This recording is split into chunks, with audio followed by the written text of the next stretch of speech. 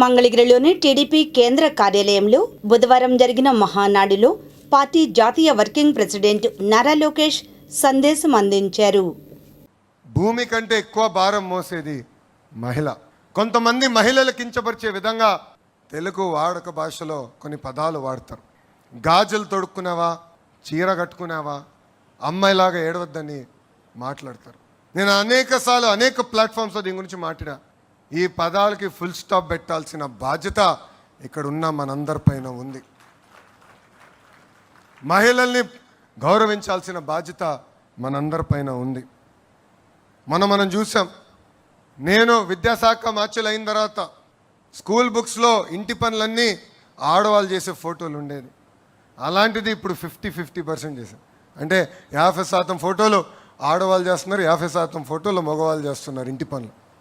ఎందుకంటే మార్పు మన ఇంటి నుంచి మొదలవ్వాలి. మార్పు అనేది మన పాఠశాల నుంచి మొదలవ్వాలని బలంగా నేను నమ్ముతున్నా.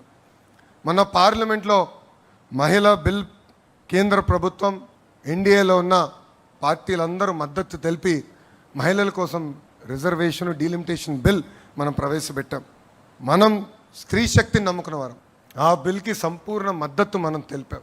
కానీ ప్రతిపక్షంలో ఉన్న కాంగ్రెస్ పార్టీ, దాంతోపాటు ఉన్న కొంతమంది అలయన్స్ పార్ట్నర్స్ అందరూ ఆ బిల్లు ముందరికి వెళ్లకుండా చేశారు.